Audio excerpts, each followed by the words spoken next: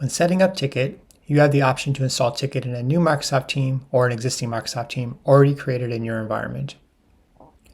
If you choose to install Tikit in a new team, Tikit will create a new team in Microsoft Teams and install Tikit within that team. If you choose to install Tikit in an existing team, Tikit will simply install within that team. Let's see how this may be set up in your environment. Whether you choose to install Tikit in a new team or existing team, what you can see here is the end result of that installation experience. We have Tikit installed within the IT team, and Tikit has created the triage channel where all newly created end-user tickets will be sent to. You can also see that in my organization, we have other departments besides IT that use Tikit to provide support.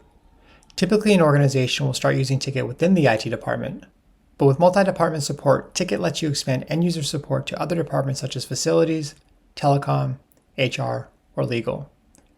As each department receives tickets, they can manage those tickets within their respective Microsoft team and can be rest assured that those tickets are private and cannot be seen by any other department in the organization.